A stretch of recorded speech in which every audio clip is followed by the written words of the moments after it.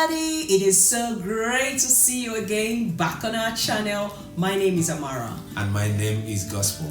Now, in our previous episode where we looked at breadwinner versus homemaker, we highlighted the global trend in women becoming more educated, in women, having more, a say in terms of providing for the family and supporting their husbands. And now, this actually is beginning to take on more role in terms of breadwinning in a family. Yeah, especially where the man or the husband doesn't have source of income. Yes, yes. And we also, I think we touched on the fact that this could be as a result of a number of reasons. Yeah. Now, we want to continue this whole conversation today by touching on, the fact that a family find themselves in this particular situation where, the woman is either the sole breadwinner or contributing the majority to, of the family income.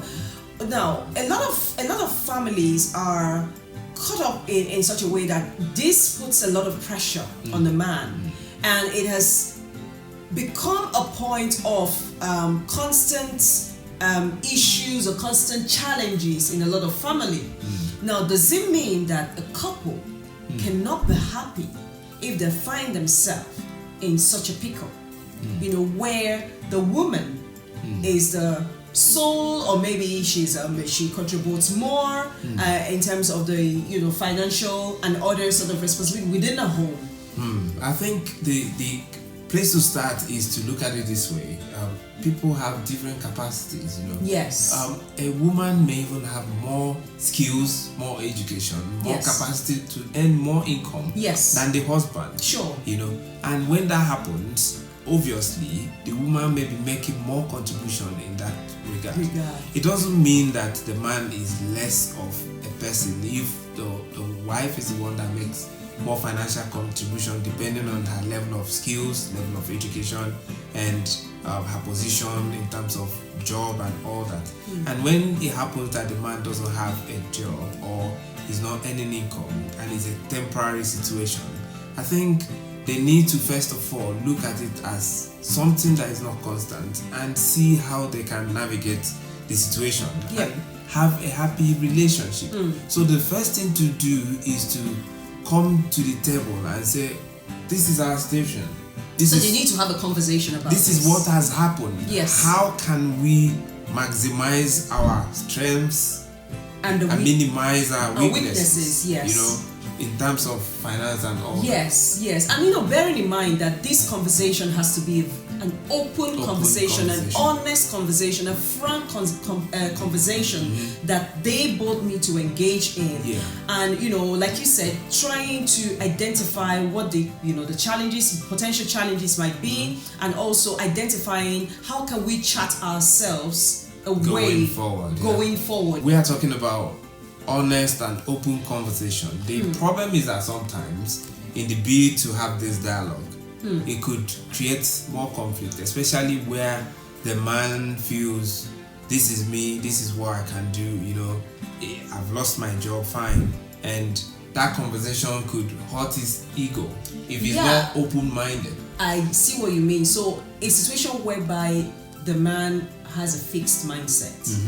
And now this is counterproductive in having an honest and an open conversation. Yeah, when you say fixed mindset, I think you need to explain further. Well, the fact that it's not a comfortable situation for a husband or for a man to be in a situation where he doesn't have or he's not contributing to the family. And he feels that this is my responsibility and I'm failing in this responsibility. Yeah. And it is not in the place of my wife to be supporting.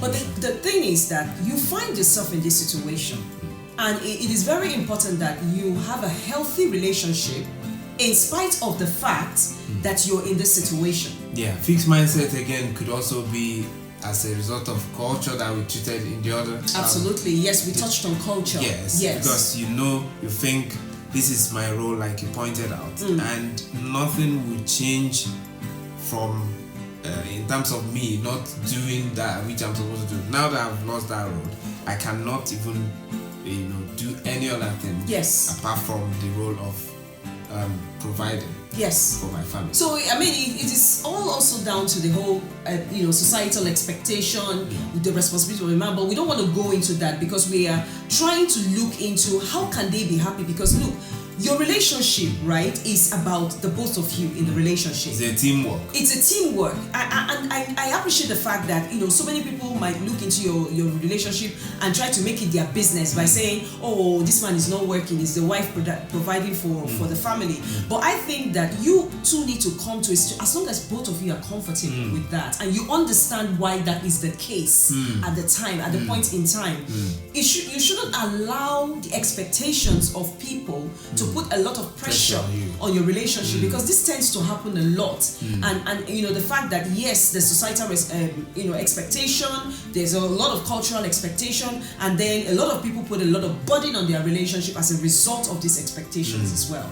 So the thing now is that the husband and the wife need to see their marriage as a teamwork. They have to synergize. Yes. They have to see how they can, work together. Because if she has money, it is still their money. Yes. If he has money, it is still their money. Finance has been been a challenging topic in a lot of relationships. It's like I have money. Yes. And I'm saying this is my money. Yes. And you don't have a party in my money. Yes.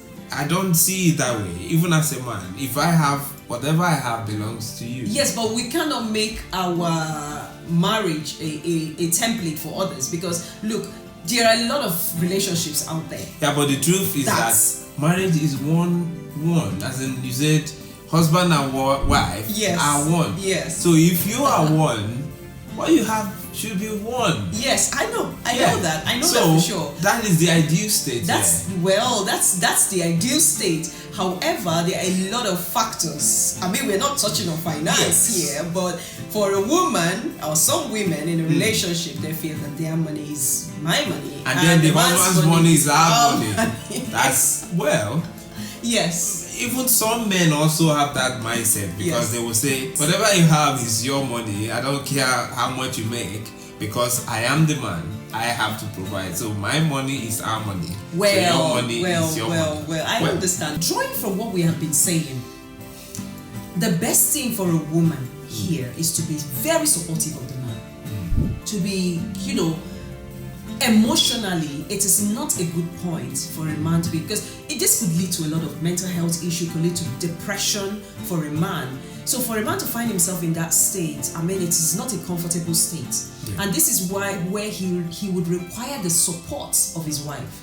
He would require her, to be able to, talk to him and, make him feel like a man and not feel like, what I'm supposed to be doing is being taken over by somebody else, and and it makes it very uncomfortable for him. Now, you might be placed as a woman in this situation, but it is not now an opportunity for you to, talk to the man in a manner that is not acceptable. Yeah, the thing, anybody can be in an unfortunate circumstance. Yes. What if the woman is one that had a good job and she lost the job, so to speak, and the man is the one providing and taking care of everyone? The thing is that no responsible man would want to be spoon-fed.